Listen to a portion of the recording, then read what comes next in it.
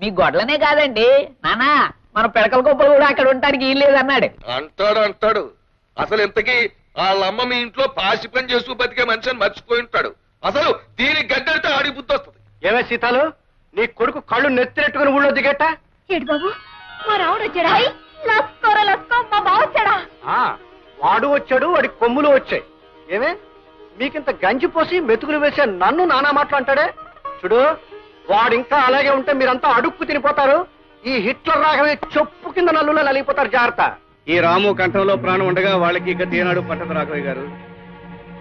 అమ్మా చూపు ఎక్కడ పడి అది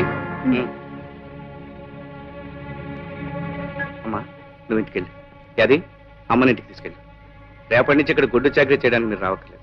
వెళ్ళండి. ఆగండి. అలాగా ఏంటి పనులు చేయక్కర్లేదా? ఏటో పెద్ద పెద్ద ప్రతిపాదనలు తీర్మానాలు చేసేస్తున్నావు.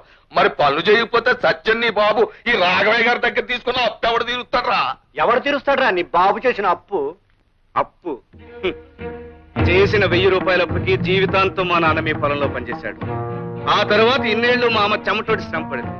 పసితనంలో నేను ఒళ్ళొంచి పనిచేశాను. చిన్నప్పటి నుంచి ఇప్పటి వరకు మా యాది రక్తం ధారపోసి ఇంటి చాకరీ చేసింది. ఇంకా మీ అప్పు తీరలేదంటారా? చదువు రాదు, జ్ఞానం లేదు, తలెత్తరు, ఎదురు చెప్పరు అని బ్రతుకంతా బానిసలుగానే ఉంచుదాం అనుకుంటున్నారా? రాఘవయ్య గారు, వయసు మళ్ళినా మా నాన్న చేసిన సేవకి కిరాయి కట్టండి. అనారోగ్యంతో కూడా మా అమ్మ పడ్డ శ్రమకి విలువ కట్టండి. ఆకలి గడుపుతో మా యాది చేసిన పనికి ఖరీదు కట్టండి. అవన్నీ లెక్కలు వేయండి. మీరు నెల నెలా తిండి గింజలకిచ్చిన ఖరీదు మినాయించుకోండి. మీ అప్పు వడ్డీతో సహా ఏనాడో తీరిపోయి ఉంటుంది. ఏమంటారు? కాగితం మీద లెక్కలు వేసి చూపించమంటారా? చూడండి రాఘవయ్య గారు, బాకీ తీరిపోవడమే కాదు, మీరే మాకు రుణపడి ఉంటారు. ఆ రుణం తెచ్చమని మేము అనం.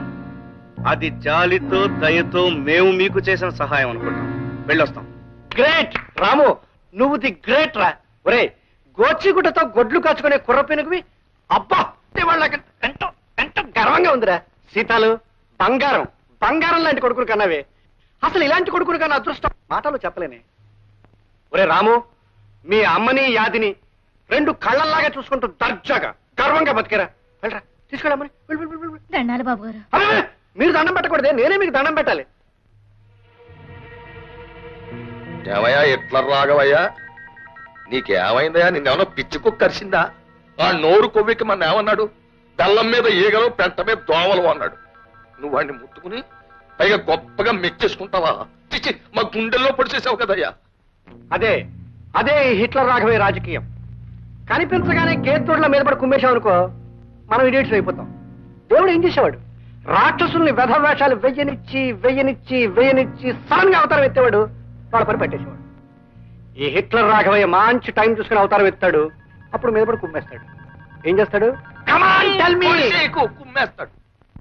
నువ్వింత ప్రయోజకుడు అయినందుకు నేను గర్విస్తున్నాను బాబు. మాస్టర్, ఇది మీరు పెట్టిన భిక్ష, మీరు చూపించిన దారి.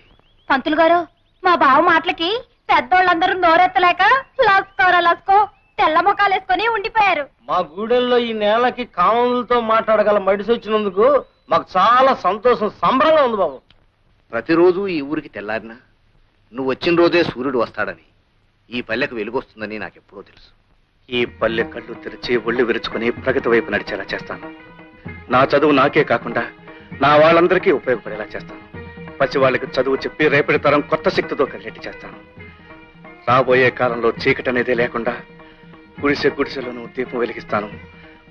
మనిషిలోనూ వెలుగొచ్చేలా చేస్తాను. నమస్కారం మాస్టర్. రామరా రాము, లక్ష్మి గుర్తుందా? గుర్తులేకే. బాగున్నారా అమ్మాయి గారు? బాగానే ఉన్నాను. అవును, ఇంత పెద్ద చదివినోడివి నీకంటే చిన్నోళ్ళని గారుని పిలవకూడదని తెలీదా? లేక నన్ను మర్చిపోయి? నిన్నెలా మర్చిపోతాను లక్ష్మి. నువ్వు నాకు ఇచ్చిన పెన్ను ఎప్పుడూ నేను గుర్తు చేస్తూనే ఉంటుంది. అత్తోయ్, అయ్యగారింటికాడ బావ దబాయించి మాట్లాడేశాడు కదా, ఇక పంతులు గారింటికాడ చూడాలి. లస్కో గూడెలో వాళ్ళంతా నా వాళ్ళు, అలా మంచి చెడ్డ చూడవే నా పని. గుడిసెలో దీప ఎడతా మనిషికి ఎలుగును తెస్తానంటూ పంతులు గారు పొంగిపోయేటట్టు ఎట్టా మాట్లాడేశాడనుకున్నావు? ఓలమ్మో, బావ ఎంతోడయ్యాడని నా గుండెలు బాధేసుకున్నాననుకో. కబుర్లు కట్టేసి ఇలా రావే ఒకసారి. ఏంటి బావా? పట్నం నుంచి నీకేం తెచ్చానో చూడు. అయ్యా, కాళ్ళ పట్టీలు. లస్కో భలేగుండా చూసి చిందిరేయడం కాదే, కాళ్ళకు కట్టుకుని గంతులే. అయితే నువ్వే కట్టు. మొత్తానికి నా గురించి మర్చిపోకుండా గుర్తుంచుకొని తెచ్చావన్నమాట. నిన్నెలా మర్చిపోతానే? నేను లేనంత కాలం అమ్మని కళ్ళలో పెట్టుకుని చూసుకున్నావు. నిన్ను జన్మ జన్మలకి మర్చిపో